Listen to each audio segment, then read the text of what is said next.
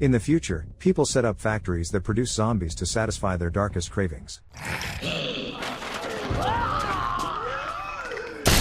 A journalist is covering a potentially serious incident at the famous hotel known as the ReZort, which has officials considering the reactivation of the infamous Brimstone Protocol. A decade ago, the Chroma syndrome virus swept across the globe, infecting nearly 2 billion people. But the real horror wasn't just the infection, it was what came after. The virus first killed its victims, only to bring them back as mindless zombies. This unleashed a devastating war between the living and the undead. With no interest from Pfizer in developing a cure, the government resorted to Brimstone, a series of brutal bombings targeting infected zones. Today, the zombie threat has been drastically reduced. The few remaining undead are confined to a remote island in the Pacific. Billionaire Valerie Wilton transformed this island into an exclusive luxury resort. Like a high-end game preserve, tourists fly in to hunt zombies for sport and entertainment. Surrounding the island is a refugee camp funded by the non-profit Hope For You, chaired by Valerie herself, who claims her organization is dedicated to easing the ongoing refugee crisis. But just as humanity is starting to recover from the nightmare of war, the threat of a new outbreak looms large. Even this high-security luxury island can no longer guarantee safety. Suddenly, several bombers roar overhead, flying low right above the journalist's head.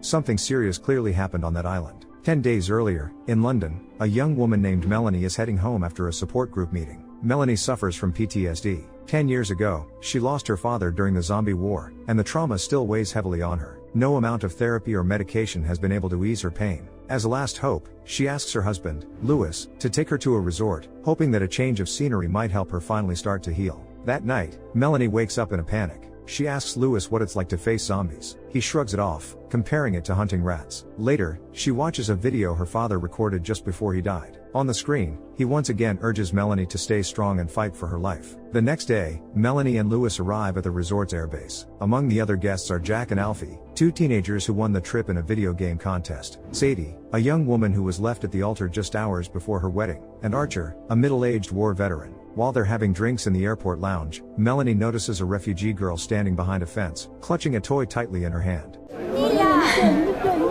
Melanie tries to move closer to the girl, but just moments later, the girl's mother pulls her away, leaving Melanie feeling unsettled and uncertain. Shortly after, the guests are whisked away to the resort on a sleek, fast boat, plunging them into the eerie and unsettling vibe of the notorious island. Before the zombie hunt kicks off, everyone undergoes a weapons briefing. Melanie skips the lesson. Lewis, a seasoned British Army soldier, has already trained her thoroughly. That evening, the guests gather for dinner where Valerie Wilton, the resort's CEO, delivers a carefully crafted speech about the resort's mission to help visitors confront and heal the deep scars left by the zombie war. Meanwhile, restless and anxious, Sadie sneaks into the resort's control center and expertly hacks the security system. She downloads a trove of files onto a flash drive just before heading out, but Archer, a wary and suspicious guest, catches sight of her. At the same time, Valerie brings a zombified woman on stage, offering guests a chilling preview of the horrors they'll face in the hunt tomorrow. Later, the security team picks up a breach in the system and panics over what to do next. But paralyzed by fear of their CEO, the engineers keep it to themselves, desperately trying to fix the problem behind the scenes without alerting her. The following day, the group sets out from the hotel for a safari beyond the resort's perimeter. When security attempts to close the automated gates, the system starts to glitch and malfunction. Wilton catches the malfunction immediately and demands the technicians fix it now. Meanwhile, the group reaches the hunting grounds, where they're given detailed instructions and warned to follow strict safety protocols. The tourists climb to a raised platform, overlooking hundreds of zombies milling just below, bracing themselves for the chilling hunt ahead. Sadie, tense and uneasy, suddenly decides she can't bring herself to shoot. Archer, meanwhile, keeps throwing her wary, distrustful glances. Lewis encourages Melanie to let out her frustration through the rifle. Though anxious, she watches as he calmly lines up his shot and nails a zombie right between the eyes. Finally, Melanie takes the rifle herself and steadies her aim on a zombie woman, only to find the creature's cold eyes locking onto hers. Worried, Melanie lowers her weapon, but before anyone can react, the seasoned Archer grabs his shotgun and unleashes a rapid volley of shots, each one hitting a zombie right between the eyes. The other tourists watch in stunned admiration at his precision. A few hours later, the group is driven to a remote campsite where they'll spend the night. At the camp, a frustrated Melanie confides in her husband that dropping thousands of dollars on this questionable adventure probably wasn't such a great idea after all. She just can't bring herself to shoot people, even if they've turned into zombies. Lewis tries to calm her, promising that next time she'll do better. Meanwhile, Archer strikes up a conversation with the suspicious Sadie. He wants to understand why she came all this way if she doesn't even like shooting. Sadie explains that her ex-fiancé paid for the trip, and now she's just trying to enjoy the nature. Back at the resort, the security situation is spiraling out of control. At first hesitant to reveal the full extent of the problem, the head of security finally admits an unauthorized hacker breached their system and unleashed a deep-rooted virus. Then, without warning, the entire security system goes dark. Everyone on the island knows that if they don't fix it fast, the resort will be swarmed by zombies within minutes. But the virus is sophisticated and dangerous. Chances of stopping it are slim. The staff scramble to alert all the guides, but it's already too late. Meanwhile, another group of tourists is hunting zombies in a different way. They roam through the buildings, shooting monsters that have been restrained by special chains. But the system glitch causes all the restraints to fail at once, and suddenly the zombies are completely free. The second group is just wrapping up when they're ambushed. One guy manages a headshot on an attacking zombie, but another friend gets caught off guard from the opposite side. Realizing the chaos has spiraled beyond control, the remaining guests scatter in panic, fleeing the scene. Inside the resort, the madness escalates. Zombies now dominate the grounds, attacking anyone they can get their hands on, guests and staff alike. Worse yet, the undead breach the control center, infecting the engineers desperately working to restore security. When Valerie spots a female zombie lunging toward her, she runs for her office in terror, leaving her team trapped behind. With the control center lost, Operation Brimstone is automatically activated. The island is now on a countdown. The survivors have only a few hours to escape before it self-destructs. Meanwhile, the group camping nearby remains completely unaware of the outbreak. Late that night, a restless Melanie and a nervous Sadie sit by the fire, talking about why they came here in the first place. But just as they begin to open up, they see a zombie staggering toward them out of the darkness. Startled, Melanie yells for everyone to wake up and shouts at Sadie to shoot it, but she freezes, unable to pull the trigger. The zombie lunges. Just in time, Archer steps forward and drops it with a single, clean shot. Their guide insists this shouldn't be possible. Zombies have never come this close to the camp before. He turns on the truck's lights to survey the area. What they see sends chills down their spines. An entire horde of zombies closing in on them. The men open fire immediately while Melanie and Sadie scramble for cover. One of the creatures nearly grabs Melanie, but brave Sadie manages to pull her to safety at the last second. The guy jumps into the vehicle and tries to call for reinforcements, but the only response is an automated message. Brimstone protocol has been activated. The island will be destroyed within hours. Desperate to avoid the swarm, the group climbs onto the roof of the vehicle, staying alert. But just as a terrified Alfie tries to climb up, a zombie grabs and bites him. Already infected, he doesn't even have time to react. Lewis, cold and focused, takes him and the zombie out with 2 precise shots.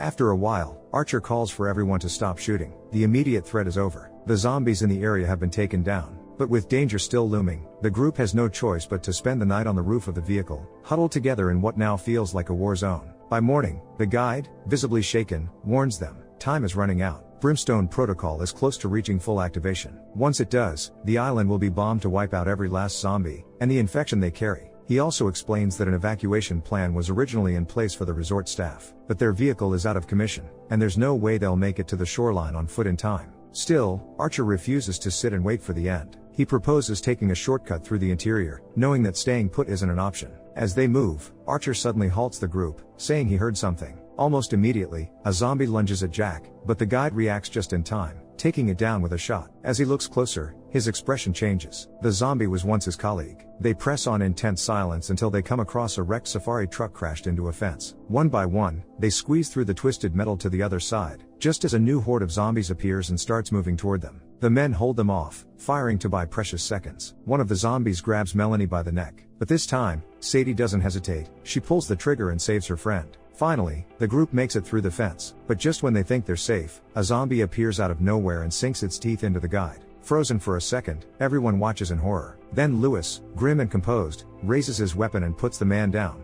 knowing there's no saving him now. Before long, the group spots a communications tower in the distance. But just as they're about to move forward, Archer threatens to leave Sadie behind unless she finally reveals what she was doing at the control center that day. Realizing she has no way out, a terrified Sadie is forced to confess her secret. She reveals that she's a member of a zombie rights activist group, fighting to end the cruelty inflicted on the unfortunate infected. Sadie was sent to the resort to download files from its main system. Evidence of unethical practices meant to expose the resort and shut it down for good. But Jack suspects that Sadie was betrayed by her own people. It turns out that when she plugged in the flash drive to download the files, it released a virus into the system, completely compromising the resort's security. Sadie is devastated by the truth, but the others barely acknowledge her. Only Melanie shows any sympathy and promises not to abandon her. To reach the communications tower, the group must now pass through a nightmarish section of buildings. Human flesh litters the area, and it's clear the place is crawling with zombies. Luckily, they manage to slip into the building without alerting the monsters. Trying to stay hidden, the group splits up and ducks into separate hallways. Archer, Melanie, and Lewis take one route, while Jack and Sadie head down another. Eventually, Archer's group finds an exit and makes it out alive, but Jack and Sadie aren't so lucky. They're attacked by zombies. As Sadie fights to help Jack escape, she's bitten. Realizing she's going to turn soon, she tearfully hands Jack the flash drive and begs him to run. Moments later, she's torn apart by the ravenous creatures. There are just 55 minutes left until Brimstone is activated. Terrified, Jack runs to rejoin Archer's group, and together they make their way through the dark corridors of the hotel. Moving cautiously, they come across several zombies locked in cages. Suddenly, one falls from the ceiling, landing right on Jack, and bites him in the neck. Jack begins to turn, and Archer has no choice but to shoot him. With heavy hearts, Archer, Lewis, and Melanie press on, but their horror deepens when they realize they've stumbled into a refugee camp, one that was founded by Valerie Wilton. They finally understand the truth. The organization is a front. Refugees are lured to the island with promises of food and shelter, only to be turned into zombies to sustain the resort's dark business. Suddenly, the same little girl Melanie saw at the airport appears from one of the tents, now a zombie. She hisses and signals the other infected refugees to emerge. Panicked, the group runs back into the corridor. Archer fires back and slams the door shut behind them. Zombies keep pounding at the door, and Melanie jumps in to help hold it. She calls on Lewis for help, but instead, he grabs onto a chain dangling from the open ceiling and pulls himself up, abandoning them.